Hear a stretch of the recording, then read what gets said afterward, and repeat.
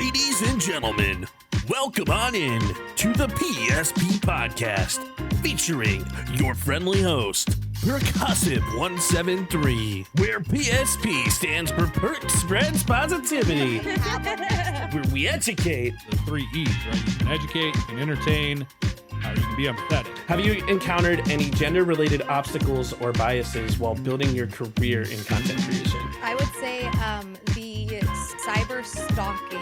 By bringing in the best of the best. You still do that, so let's not discount that. So what really made you go into streaming? What was that decision? What was that move that made you make, as I'm very sorry, I know I'm teasing you, but it's literally, it's one of those things that we can do. Post everywhere, post often, and do it your own way. And have fun. And have fun and be yourself. Fine. Have fun, honestly. Like that, I love that so much because it's so true. Like, if you like the content you're making, like if you're watching it and you like it, you're not the only person. From fitness to establish a new habit or a routine, what is your message to them? Start with less than you think you need. Too fitting. Would love to get some tips and tricks of the trade on like how you kind of do things in the cosplay field. Yeah, I'd love to go into that, especially because like I've done a little bit of everything, right? So I've made some costumes, I've bought some costumes, I have my friends' old costumes, I've commissioned costumes, I like craft all kinds of things, but also I wear things. Like there's a whole smorgasbord if I do a little bit of everything when it comes to cosplay. To VTubing and animation. This is something that I may want to get into. How should they start? Ooh, I think everyone should start on YouTube. I think YouTube is going to be your best place for launching metrics that creators should be paying attention to, in my opinion. Yeah. I think, and like specifically with like VTubing, I think it's, I think all of that is like kind of like the difficulty level is like bumped up to like expert. And our goal at the PSP Podcast is to educate and inspire aspiring creators. And we are super excited for this week's episode, and we can't wait to see you there. So let's have a freaking party. Ladies and gentlemen, welcome on in. How we freaking doing? And welcome on into today's episode of the PSP Podcast, where I'm your friendly host, Perc 173. And where the PSP stands for Perc Spreads Positivity. Today's episode means a lot to me because I'm joined by somebody who is absolutely incredible. Her name is WatchHollie, and she is a definition of a community-first creator. She's a definition of a creator who's just been doing her own thing, been killing it in the game, and honestly lighting up the creator space, making people feel seen, heard, and welcome anytime they show up. And today we're going to be diving into the community that she's built, the streaming that she's done, the content that she creates, and why connection matters more than numbers. So ladies and gentlemen, without further ado, let's welcome on in WatchHollie. Hi, how are you? Hello, I'm excited to be here. Thank you so much for having me. Thank you for joining. I'm very excited to have you on the PSP Podcast. And if you didn't know, this podcast is dedicated to inspire aspiring creators, and we have everybody join, and we get to learn about their story. We get to learn about what they've done to be absolutely an incredible creator. And honestly, I will say this, one of the first times in your stream, you were one of the most welcoming people I have ever met in regards to content. So I'm more than happy to have you on. Thank you, Perc. That's very sweet. I'm glad that you asked me and were able to make it work and everything. We waited a little while because I was in school when Perc first asked me, and I was like, wait, January is going to be so much better. I'll have more time. It's honestly, I'm glad that we're able to do it because like I was in school for the longest time. I've got my master's degree like in cybersecurity. I've been doing a whole bunch of different things in the tech perspective. So, I mean, it's fun. I get it.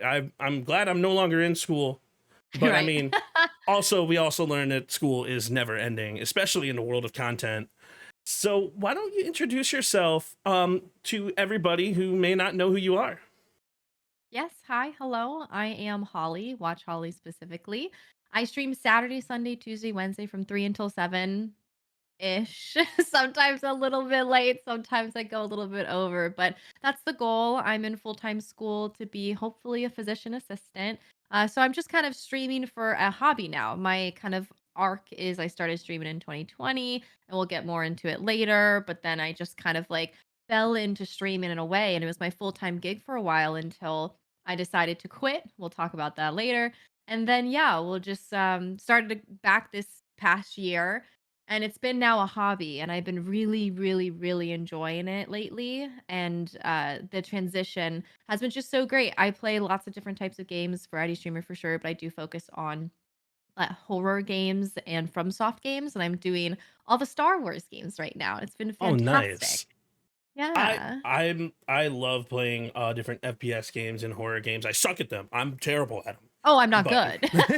but that's what makes it fun, right? Exactly. Yeah. And even like Lancer in chat, like I've known him for so long. And he found me because I was so bad at the game. He was like, I have to help this little lady. So what's really cool about being a variety streamer is there's so many different games that are released. There's so many different styles of games that you can play.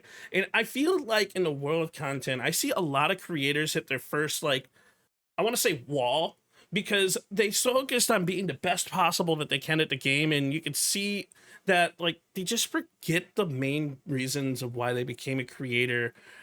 But with you, I mean, your content is fun. It's engaging. It brings people in, and like, genuinely, it's just fun to watch you.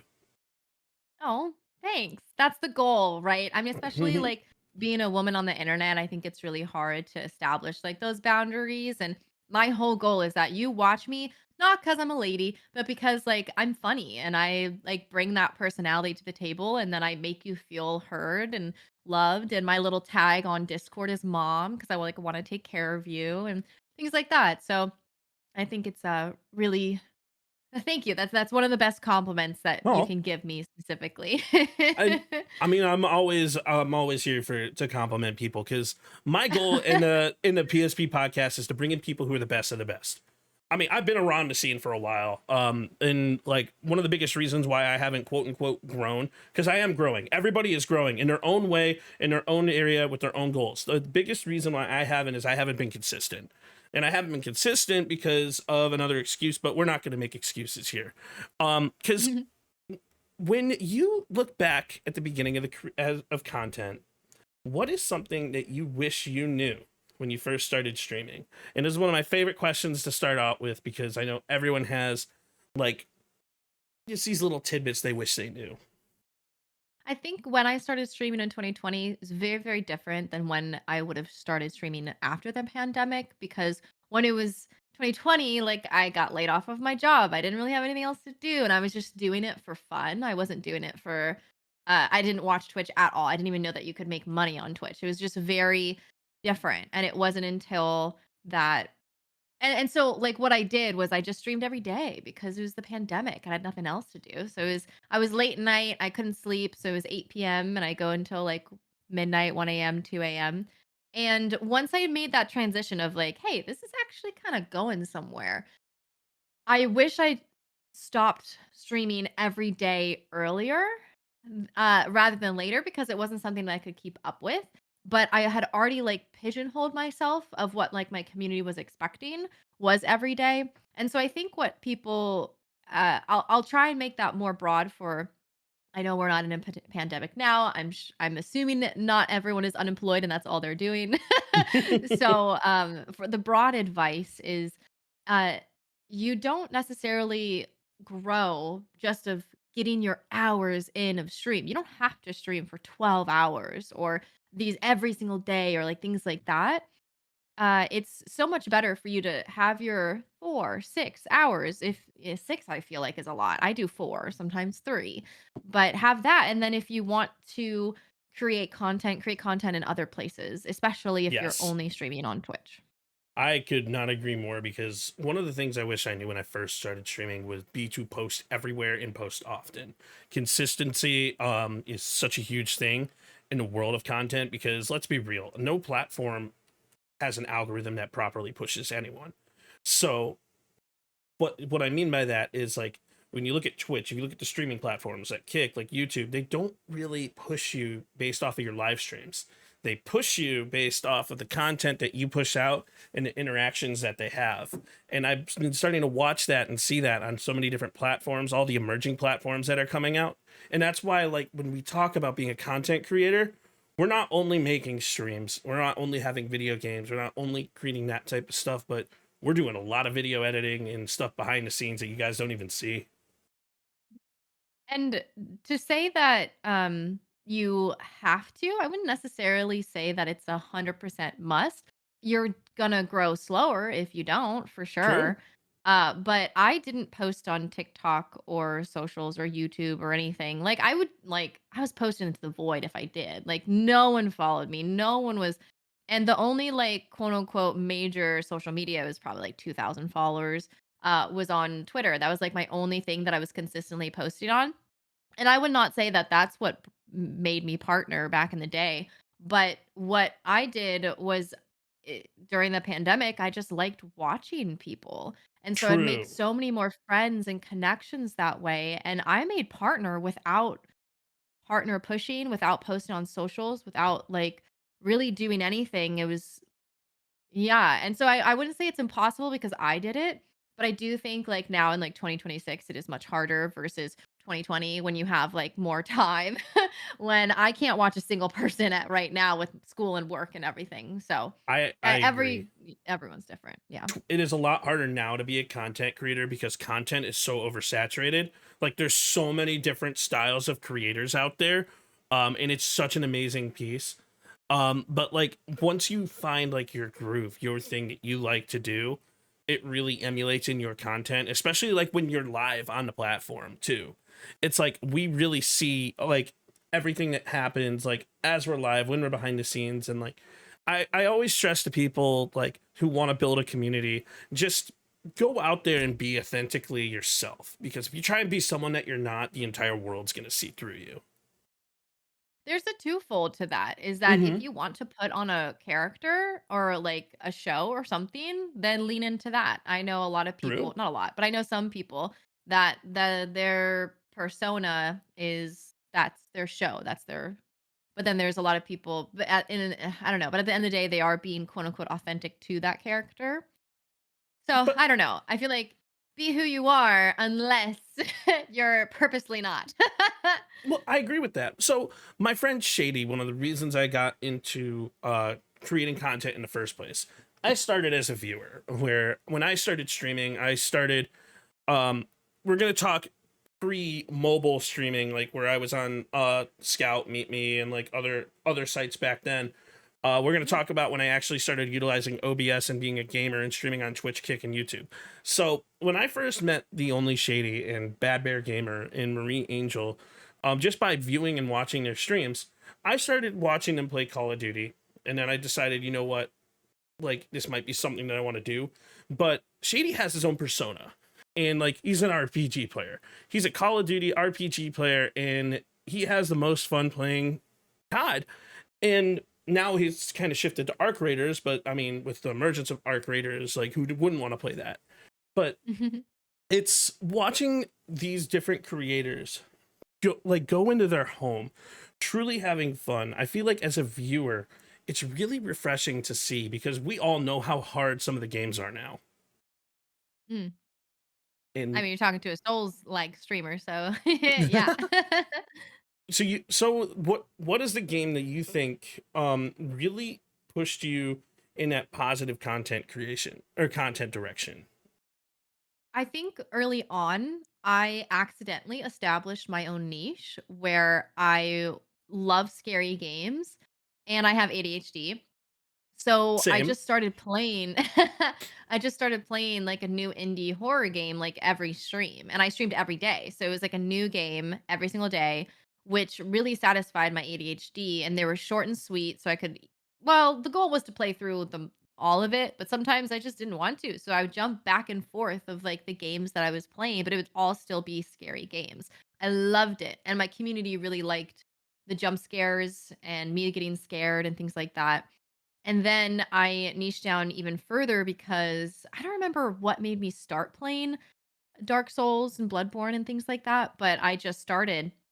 And that's all I played for a long time because I just played Dark Souls. I don't know what order I did it, but like 1, 2, 3, Elden Ring, Lies of P, Sekiro, and like all of them. And that took me like a solid 6 months. And so with that, that's how I made partner, is because I was playing the same game, even if it was the same. I guess it's called not the same game, but like a genre specific niche versus a game specific niche. And I think that's like mainly how I made partners, because I was genre specific. It was always like horror and then always or from software. And I've still even gravitated towards that because that's what I like the most. Like I'll have like Last of Us, like will be kind of there. It's not from soft, but it's still horror. And so it's still Mhm. like a good shift of games to play. Or I don't know. Oh yeah, yeah, and then I started doing the A to Z challenge, which that really got out. Like I feel like everyone that I rated into or random people that I would watch, they'd be like, "Oh, Holly's doing the A to Z challenge," where I just made it up, where I was playing every single game in my inventory from A all the way to Z. I That's think I impressive. got well, I didn't finish it. I was like, it was months in, I finally got to C or something. And the first game I skipped was Cry of Fear. I couldn't figure that out. Just looking And at then my we went desktop, that would take me years. Oh my god. Yeah, I have a lot of games. My goodness. But yeah, it that kind of like made me slightly known in a way in the creator space with all my friends, because they were like, "Whoa, what a cool challenge you're doing." And they had something I think to talk about, and people were intrigued to check me out too. That's such a unique way to do things in such a unique stuff. Like honestly, I'm impressed with that because like we all know how many games that we all have, especially like when you start getting into the old Nintendo games, right? Like if I play every single game in my inventory, I have this chest in the other room over here with like boxes of like old Super Nintendo N64 games, Atari games. Like it would take me years. It would take me Right. years to finish I was that. I was lucky that lucky or unlucky, however you want to phrase it, but Mhm. like I was a gamer at heart my whole life, but I didn't get a game system until I was out of college. Just 'cause I was so busy, I didn't have anywhere to play it. I didn't have I didn't have a computer in college or anything, and I didn't bring my GameCube in college. So, yeah, so I started on my PlayStation and then I switched to the PC probably like a year into me streaming. And so, yeah, I was able I had it was a lot of games still, but I had a manageable category where it was only like 100 to 200 or something. I think I'm at like the 500 level there. So Right, you yeah. mentioned like letting chat scare you. What are some of the tools that you like to use? Some streaming tools that maybe some new creators don't even know about that might make that happen. I think a lot of other streamers potentially have better interactive channel redeems than I do. I used to have like a lot of stuff, but now I think coming back to stream, I'm just more doing it as a hobby. And so it's like if you want to do it, you can, or if you don't have to. Like I'm just so very chill about it, I think, than I You are was chilling, before. But and I love um that. but the scary things, well, one, obviously I play scary games, Mhm. and I really like the extensions. Wait for it, crowd control. That one's really fun because then they Oh, I can love like crowd switch control. things out, and yeah, that's been really fun to do with scary games specifically. And they'll troll you like all stream, but it's fun. And then I also have like a scare command where like it'll randomly play a jump scare sound. But then sometimes there's like 15 different audios that I could randomly select, and I never know which one it's going to be, and the chat doesn't know which one it's going to be either. Um, what I have other some a scary stuff? I have a bunch of really cool tools that I use to make chat more interactive because Mm, like Mix It Up Bot is one of my favorites. So yeah. one of the Mhm. things that I do inside of Mix It Up, it's not going to work now, chat. So I promise it's not going to work now. If you type like 6-7, it's going to pull up like the South Park 6-7 meme. Or if you type ooh woo, you're going to see like the old school, like the old ooh woo Miku pop up and like do a little dance, and like it'll have like certain Mhm. things like the lizard button, and like I'll do that, and then I'll also have Tangia. Tangia is amazing. It is so much fun. Like it makes things with chat more interactive. I have sound alerts that like my community loves to troll me with. Like I'm in the middle of a Call of Duty search and destroy map in a 1v6 situation, and like I'm kicking ass, and then I'll just hear nice or the pufferfish when I miss a shot. So I feel like I used to have like so many of those because I streamed for like 4 years consistently, and that was my full-time job. And so it was very interactive back in the day. And then when I quit streaming for a year, when I came back, I just deleted everything. I deleted all of my scenes. I like kind of started from scratch, or I did start from scratch. Because I was like, this is just a hangout. Like, I'm not like, I don't know. Like, it just felt so produced by the time that I quit that I was like, let me just relax. And now I'm like you slowly adding some things back and like things like that. gotta But add the things you like though, because oh it's a yeah, personality totally. thing. And like Mhm. even like my chat commands, like I added the PP command, the hug command, like the like just things that are fun and goofy that like people can just like interact with themselves and like interact Totally. with like the bots and stuff. So I've seen some really cool stuff of it's like exclamation mark pong, and then like a ping pong will like fly in someone's face or something, or like blow dryer, and the blow dryer will turn on and it'll like blast them with air. And it's crazy to see how interactive that streaming can be now. It's really cool. I'm learning a lot with StreamerBot, and like I'm starting to do like little camera commands. Like if someone does one of those, then it'll automatically take me to a scene and like blow me up or like make me a pop cat. Oh, I And like love that. it's so much fun to be able to get stuff like that. And I'm also learning a Hmm. lot about DSLR cameras and stuff like that because we're utilizing in my professional because I run a podcast at work as well, like in a super professional setting.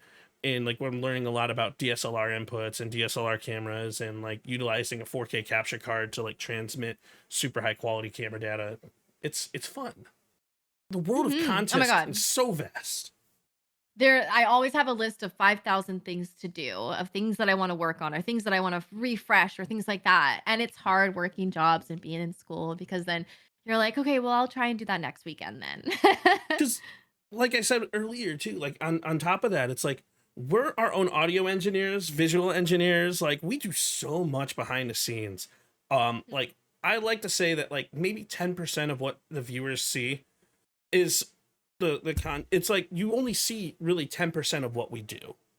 Is there something that you want to share that you do behind the scenes that maybe no other Oh, streamers do? that no other streamers do. Oh, that's a Or maybe they do. Like um we don't know if they do that or not, you know? There's a million streamers out yeah. there. I know, I know. I mean, not something that I don't think a lot of people realized that I do, was, and this was specifically more when I was streaming full time. I have it now, but a little less so, is my stream team. It's called Watch Us. And my whole goal for that was like an educational platform so people could Oh, ask cool. questions. I think I started streaming and I didn't know what a command was. I didn't know what, like, I literally nothing. Wasn't a viewer when I hit go live. And so I didn't even know what I could even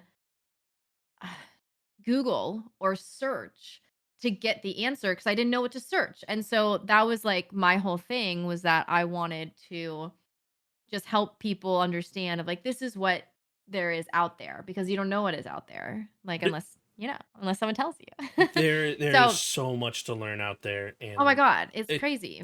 like whenever I don't know something, I consult the YouTube gods, and like Oh yeah. it's like for example, like I'm learning different things on like the new region of interest tool that OBS put on, right? So if you're not familiar with what that is, a region of interest tool is a tool that is utilized to make your frames better. Especially in FPS, where you can actually select like your main scene and create like a circular like focus group. Um, and it'll make your frames better and stream clearer and cleaner in like that particular thing. And it's stuff that like a lot of people don't even see. Yeah. Yeah, So, but for Watch Us specifically, I was working probably like 6 to 8 hours a day because I would analyze like all the things that we did. I'd like analyze everyone's data, and then I'd get back to them on their monthly statistics, or I'd make video channels. Sorry, what am I saying? Channel trailers for them, and I would video edit for them, and then I would schedule meetings to talk about their goals and their future prospects. I would review their accounts. I would review their social media. I'd post on social media as Watch Us. Like there was so many things that I was doing that people like there was only 30 people on the team because I couldn't spread myself any more thin Hmm. to tailor that. And I realized I actually hired someone, one of my friends, very low lifting. It was just like $100. Oh, sorry, my camera freezes every hour. Ignore that. No, you're okay. If you saw it.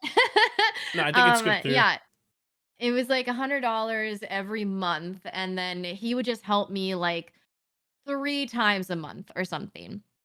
And he'd watched my streams before. He was like, "Wow, Holly, I didn't know how much that you were doing." I was like, "Yeah, it's insane." Yeah, so I feel like maybe that's been done before for sure, but I just feel like it's like just a circle back of like, yeah, it's like there's so much to do all the time, especially if you're trying to collaborate, if you're trying to help, if you're trying to like do all these things, if you're not just like only playing the game. Making connections is such an integral part of the streaming world, and like honestly being able to like talk to people like a stream team or just like a community of people, like bounce ideas off, like what would they want to see versus what you want to do versus the content that you have. It's like it's really really interesting to kind of feel put that feel together. But I also think that a lot of streamers they'll join like a stream team or something like that and expect like that to be their content entirely. And I feel like there's common misconceptions because a lot of the work still has to be done by yourself. And I think people miss that sometimes. Yeah, I mean, definitely they think that they can just ride the coattails. Like if they know someone, then they'll also blow up as well too if that person's big. But It works I like that and mean, it doesn't work like that at the same time. I It's think collaboration is definitely like huge. I mean, I mhm, think it depends on like if you're like one CCV, like streaming with other one CCVers, mhm, then like, okay, yeah, maybe that won't necessarily help your growth. But if you look at a lot of like the topper streamers, they're doing a lot of collaborations and stuff like that. And so even like if you're with like averaging 100 people or something, like it'd probably be in your best interest to start collaborating to yes. get like your name out there. And But one of it's the a hard shift. stories I love to talk about is when I got rated by BB Jess, right? So Mm. I have a lower CCV. I'm usually anywhere between 3 to 10 depending on the day, depending on the week, depending on what I'm playing. Um and my job as a streamer, as a smaller content creator, I know we're not supposed to say smaller, but I digress. But is to anybody who comes into my chat, I want them to feel welcome and I want to show them within 10 to 15 seconds why they feel welcome. And when I got rated by BB Jess and I went from 5 viewers to 800 viewers, I didn't know what to do. And like it's very shocking to like get to that point and to see your chat blow up and go from like completely inactive to ridiculously active. And I actually had to pause the game that I was in because I couldn't handle both things at once. Because I want to make people feel welcome and like I don't know if I mean I did keep 30% of the viewership at that point and I think that's impressive on its own. But being able to like realize that as a creator there's things that you have to do to be able to learn and grow to be able to have that high viewer count is so huge. Well, it goes from I always say that it's a circle kind of when Mm-hmm. and unless something's crazy and you started out with a lot of people. But I'm assuming when you're streaming, you start out with one person. I started out with one person when I started streaming. Is that you're talking to one person and that's your chat. And then you're growing, you're growing, you're growing. And then you're somehow, now that you're so massive, which I'll never see it, but that chat is now one person again. You are talking to chat as a collective. You're not talking Exactly. to chat as each individual person. And I think that's why I say I'll never see it because I never want to. I love the concept of I know every single person by name, by backstory, by lore. And I feel like once you get to like 100 viewers, that's kind of, you can't go above that. Like, because usually maybe 40 people will type in when you have 100 viewers or something, and you'll know all of those people and you can read all of those messages. But then after that, and I think that's a lot of times why once you get to 100 CCV, like streamers will be so stagnant there because they're still focusing on reading every single message and knowing every single person's name and backstory, that they're not treating them like a collective and making content as chat is a collective. And that's why they're not going above that. And But that's so huge. but that's what I want. I don't Mhm. ever want it to be a chat collective. I don't want to ever go back to feeling like it's just one viewer. I love my community with the people that are there, and I want to know every single person. I like that about streaming. And as do I, but like it's so interesting like that you bring that up because like it's even as a viewer, if you go into somebody's stream and they have like 100 to 300 to 400 viewers, like not a lot of those viewers are enticed to chat or enticed to talk. And it's because chat is moving so rapidly, they feel like they're gonna get missed. And you know what? To be honest, you might, and that's okay. But we're all human beings. We can only read so fast. We can only do things so fast. Even if like we're all constantly learning and growing and trying to be the best us. So, Un- oh, go ahead.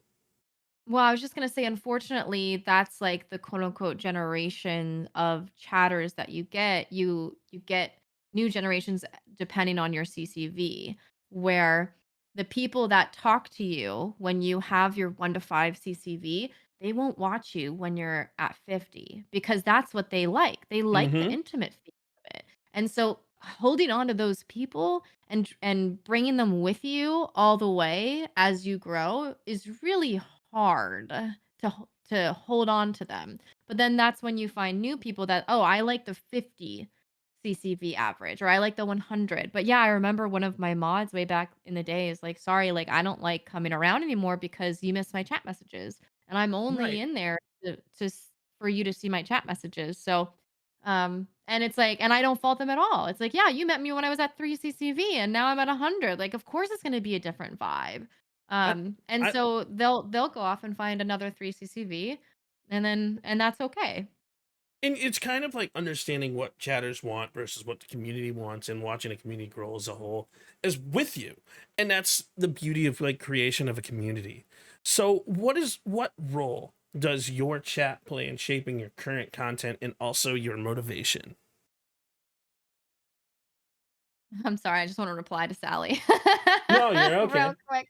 No, and on Um, that point, like it's okay if chat's not moving because the goal of the podcast is to put together informative conversation for like everyone. And sometimes I even miss it, and I am seeing chat. I'm just not necessarily responding because we well, got it's a Holly here. podcast, right? Mhm. Yeah, like that's the whole thing. And if I ever do any event that doesn't solely focus on chat, like they won't be talking. Like my That's chat, why I I'll got that have like disclaimer. exactly. I always think it's funny though whenever people like go and be like, "Oh, like why isn't chat moving?" I'm like, "Well, it's your job, your chat, so chat." I I think it's love funny. that mentality Anyway, though. oh well, I don't know if that's sassy of me or not, but Hey, sassy or not, okay. it's still great. So your question was, how does chat influence me as a streamer? Yeah, in your I motivation. Yeah, I mean, there's a lot of times where I love helping people so much and I love being there for people and I love making people laugh. Like it's just like one of my favorite things. And so I think the motivation in a way is that like if I stream, like I'm making someone's day better. And I really like that a lot. And so sometimes like maybe I'll be having a low day and I won't necessarily want to stream, but I'm like, oh well, if I do, then another person's gonna feel better and then I'm gonna feel better because they feel better. Like, and it's like this roundabout way. And then once I hit go live, I'm like, oh, this is actually so nice. Like I already feel so much better. Like, oh, like okay, poo poo to the day. Like I don't even have to talk about that anymore. We're here. I'm live, and I just feel so alive now as well. So yeah, I think chat in general just motivates me not only to stream, but then also to see what they like and see like what they I don't know. When I like something, they generally tend to like it as well too. They're Right. not really there like for specifically the game that I'm playing. That's something that's so great about being genre specific versus game specific because I can move around. Um yeah, and so I think it's like, oh, like, well, what do you guys want to do? And they're like, whatever you want to do. We're along for the ride. I'm like, okay. And I love that. I also love one thing that I also love in regards to that is you bring your workouts into your stream too. Like you play games on a treadmill. Like Yeah. the moment I get a standing desk, I'm gonna look into that because it's on the docket, but it's gonna be a process. But like you definitely allow your community to like grow and roll with you. And so I'm a lurker.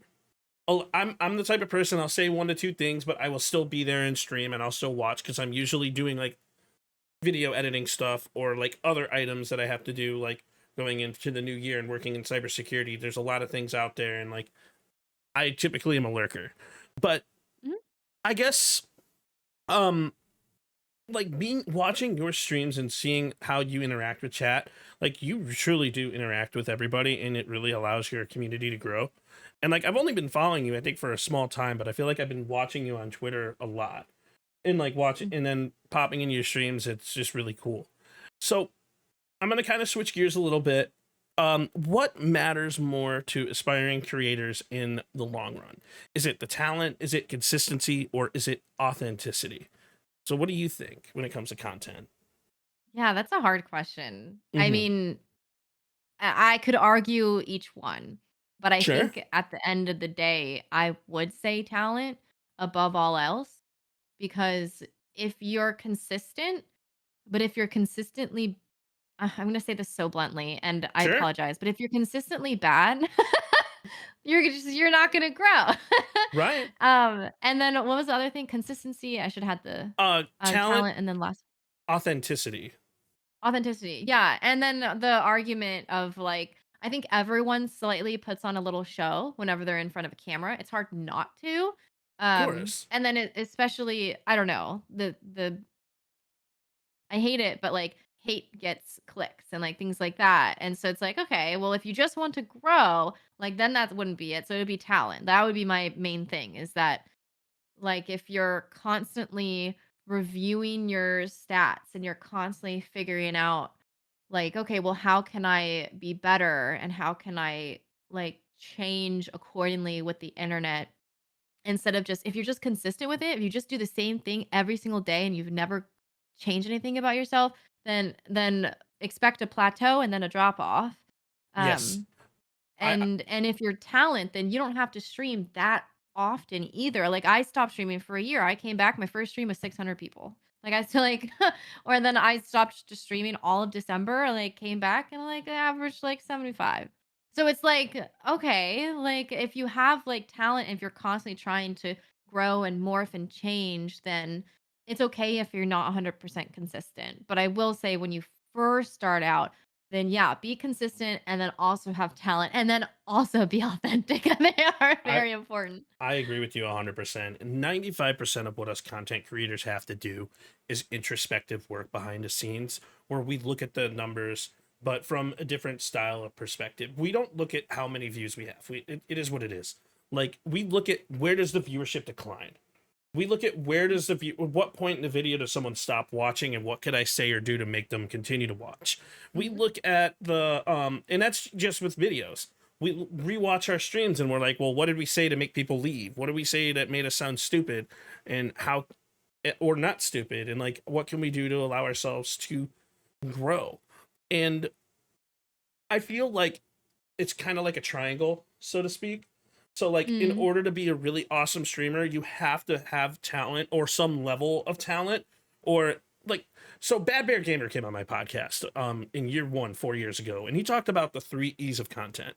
And that is content creators typically grow if they're either energetic, so if they have high energy, if people want to be around them, if they're putting together if they're like enthusiastic, um Mhm. or if they are empathetic. So if they are fun and they're appealing to the audience, people are going to want to see it. If they're empathetic and they're appealing to emotion, then people are going to want to stick around and see what's going on. If they're enthusiastic, then they're going to like it all kind of intertangles in this thing. And that's what for people who like to overthink things. The short and sweet answer of it is just have fun, just do it. Right? Because I think a lot of times people will think you have to be energetic, you have to do that. And I like what you say. It's like you don't have to. There's other ease out there of empathy or something.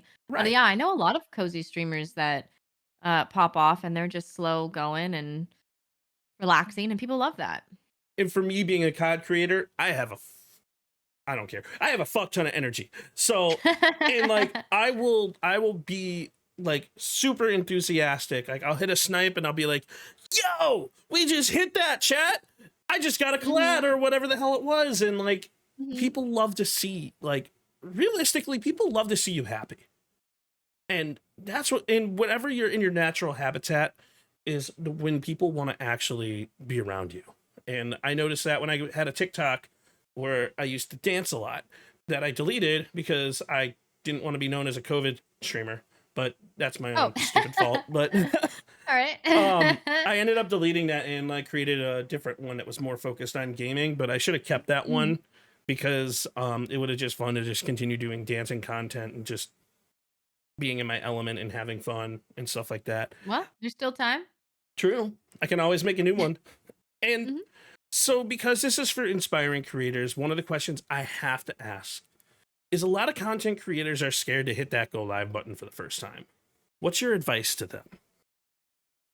I think it depends on what you're scared about. Or is it imposter syndrome? Is it showing your face? Is it you don't know how to? There's a lot of roadblocks that prevent you from hitting go live. And I think for me, I had a camcorder as my webcam connected to my PlayStation, no audio, and I just hit go live sitting on my bed. That was the beginning of me streaming. Looking back, it was crazy that anyone would watch me, but that was the point. I didn't think anyone would.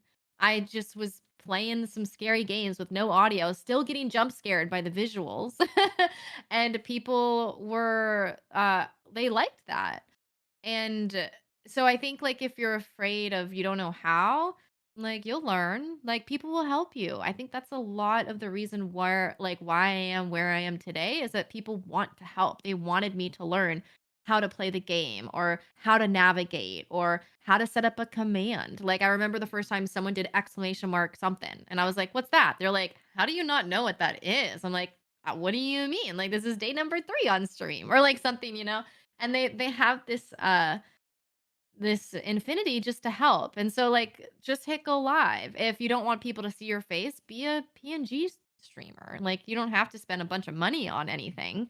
Um I if it's imposter syndrome, that's a little bit harder. But same thing, just hit go live and then see what happens because you never know if you don't try. True. Honestly, I have imposter syndrome every day, and like the weird thing about it is if you think about imposter syndrome, um, let me tell this story. I went to DreamHack Dallas last year, right?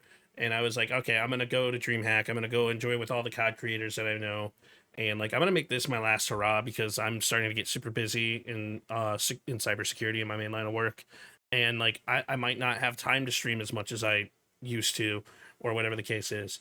So I go there, and one of my like favorite content creators out there, her name's Saskia, comes up to me and says, "I love your content.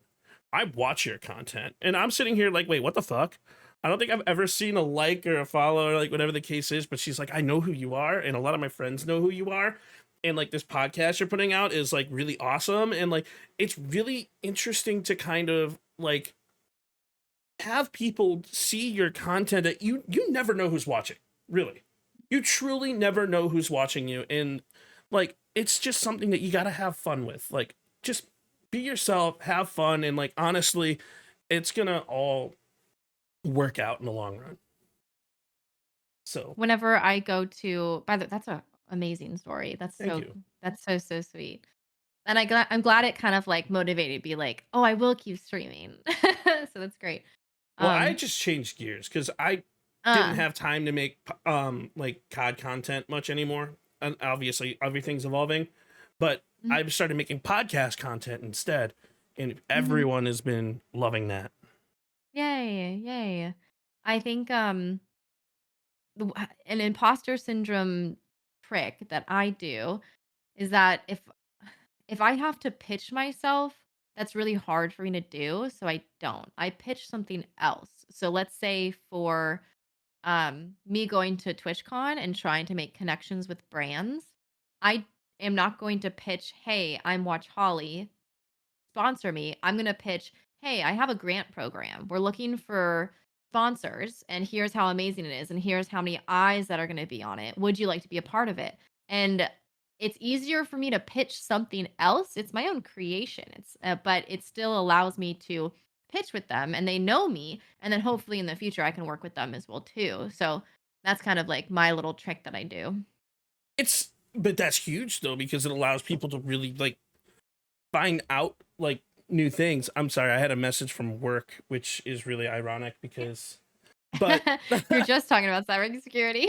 right, it's like, and that type of stuff happens. Like I actually have a BRB screen where it says, "All right, I gotta go and I gotta take care of something," but it's honestly like it's really cool to kind of like allow your chat and that ability to like truly like your community and the people around you, whether it be other content creators or the random people you meet on the internet, really help kind of calm the imposter syndrome, because it allows your mentality to change and say, hey, we're actually here. Like we're actually doing this. We're actually putting ourselves out. And like, if you even hit affiliate, you're in the top 93% of all content creators out there.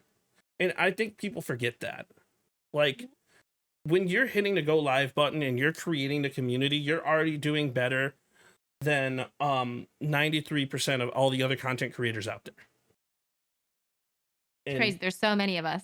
There's a lot. There's millions of different content creators out there. There's actually people who have been stuck on 0 viewers for 10 plus years. One of my friends was talking with me about how even I grew and like how I was even able to talk to people like on this podcast. And like the short and sweet answer is you got to put yourself out of your comfort zone and you have to network.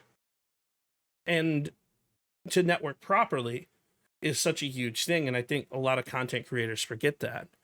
So what is something that you would recommend for somebody who's kind of plateaued, but wants to hit that next echelon? Yeah.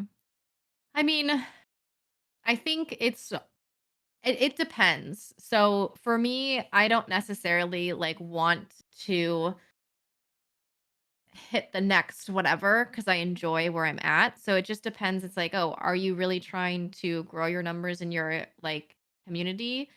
Or are you just trying to have fun with it? And I think so like a mind shift, if you are trying to have fun with it, a plateau doesn't mean anything's bad. It actually means it's pretty good because you're retaining all of your people. There's like I would say like every like 2 years, your whole community is like recycled, and you have like maybe the like a few that stick around from more than 2 years ago, but all of the people now is different than it was 2 years ago for me. So True. if you are holding on, if you have your average of 10 people like every single stream, that's so good because there It's are people that huge. are dropping off already, and that means you're already getting more people as well too. So you're maintaining that. And so I think just a mind shift will be helpful in general. And then to answer the other question is that you have to do something different. Because if you are doing the same thing every single day and you're not growing, that something needs to change. You just can't like bang your head against the wall every single time and just hope that something is different. So yeah, what you were saying at like let's say like me posting on YouTube. You have all of your stats. Like when did people drop off in the first 1 second? That means your hook wasn't good. So Mm-hmm. remake the video, change the hook. And then wait, and now it's 3 seconds later. You're like, okay, so now the hook's decent. Why did they drop off there? So then you have to I don't know, continuously try and morph into how yeah, you can just keep on growing in that aspect. So it is constantly like retrospective and looking inward in that way. It really is introspective and like retrospective, and I say that a lot Oh, because introspective, yeah, not yeah. retrospective. Thank Well, you. retrospective too. I mean, technically, like you are looking at it from that Yeah, you're perspective, right. You're looking but back. uh-huh, Yeah. you're looking back because you're looking back, but you're also looking in it yourself, and you're looking at what you're doing because it's a combination of everything. And Mhm. moral of this huge elongated podcast is anyone can be a creator if they truly want to, and Mhm. it's about your mentality. It's about, are you having fun with yourself? And I know it's weird to say, but are you having fun just doing what you love to do on a day-to-day basis? Mhm. Like, if you want to play COD, go play COD. If you want to play horror games, go play horror games. If you want to dance and make content and pop cameras around, and do that. Like, Yeah. just be yourself, do whatever you want to do, and that's really ultimately what this podcast is about. If you want to stream, just know that it's not easy. Dream. Yeah, it's not Well, that's easy. true. It's not I mean, easy. I Mhm. slightly only disagree that if you want to stream, it's easy. If you want to be a content creator and grow, then that's hard. I'll agree with you on that because like being a content creator is a whole different echelon of things. Like you could stream every single day and you could stream to 1 or 2 viewers and not make any piece of content, and like you'll always have that. You'll always have those 1 to 2 viewers, but maybe like if you post content, you might get somebody else. Like I've made some ridiculously amazing friends throughout my time as a content creator and throughout my time as a streamer. And there's a lot of beauty in the world when it comes to stuff like that. As somebody who is a depressed introvert, like that is such it's such a big thing to be able to go and play games with somebody, to go and communicate with somebody and see true, honest, real reactions, even from just words on a screen. It's huge. So the last question that I want to ask on today's podcast episode is a question that I ask everyone. Looking back at your entire streaming journey, what is one thing that you wish you knew in the beginning that you now know? Yeah, I wish I didn't go full time. I Oh, think really? that really, yeah, and I'm probably the most cynical partner out there. I don't think anyone should get partner. I don't think anyone should go full time. I don't think anyone should pursue this as their full time gig, or like really at all. Like, I mean, pursue it to stream and have fun, but don't pursue it to be the next big person. I just think it really makes streaming not fun. And a lot of people will reply to my comment of, well, maybe it's not about streaming being fun. Like people need to pay their lives. They need to do things with or whatever cynical comment they want to make about it. It's just my personal opinion is that streaming should be fun. It should amplify your life. You're taking a lot of time. We only live once, and like that's scary to think about. And if you're taking so much time and so much energy and into this platform that you don't even think is fun, why are you doing it? Like just for the off chance that you'll pop off one day, it just seems crazy. Like, and so I think that was my whole thing is that I was doing pretty well, and I was seeing like within like 2 years I got partner. Within like 3 years I was averaging 200. I was like I'm making brand deals, like I'm doing this. I was like holy shit, like I quit my job, like all of these things, and then I just burnt out so bad. And it just left me. I'm 3 years without a job, without any industry experience. Like I don't really have any money now. Like I didn't make a lot of money to begin with. Like I was making decent amount for being full-time streaming, but not comparatively to people who actually have a real job that is consistent, you know? And so, I mean, I that would be like my whole thing is that I wish I just kept it as a fun, wow, this is going really well. I'm enjoying what I'm doing. I don't have to keep on grinding every day to keep on growing. Like enjoy where I'm at. And that's where I am at now. And I'm way happier. Like I'm so significantly happier when it comes to streaming. Like I am focusing on a career that's still going to help a ton of people as a physician assistant. I'm a certified personal trainer and actively helping people being like better in their daily lives.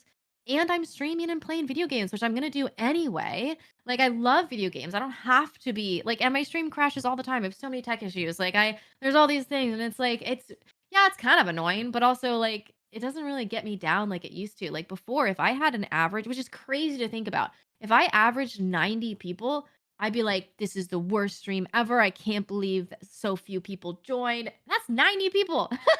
I had such a bad mentality when it came to it. And like now it's like, oh wow, like 50 people showed up. That's really cool. And it's like, oh wow, I got to 100 this time. That's insane. Like, and I'm not even really doing much. I'm just being me. And so like that's where I want to be. That's the mindset of we don't have to stress so bad on something that like we're just, in my opinion, like this is I just for fun. So I treat it agree as with you. such.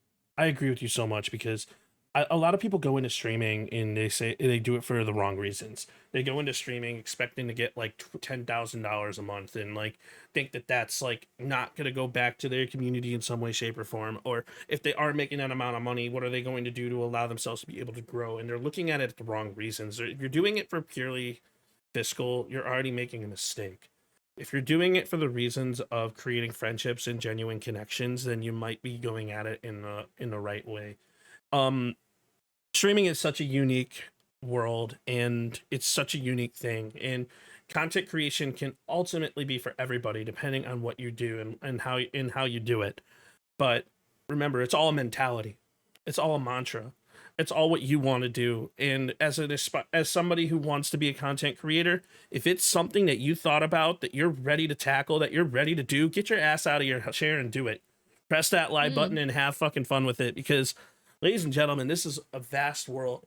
There's a million different styles of content out there. You can do IRL streams, you can dance, you can make gaming content, you can make rage bait content, you can put yourself out there in a whole different world. But like, honestly, like, just remember why you went live in the first place, and I guarantee you your burnout's going to slowly start disappearing. So, and that's my message to any content creator. Well, Holly, I appreciate you so much for popping on today's PSP podcast, sharing your story, and I'll definitely pop into your live streams because you're an amazing human. Like, seriously, like your content is great. So keep doing what you're doing. And thank you so much for taking the time out of your day to pop on the podcast. So yeah, this was really fun. Thank you for having me. Thank you.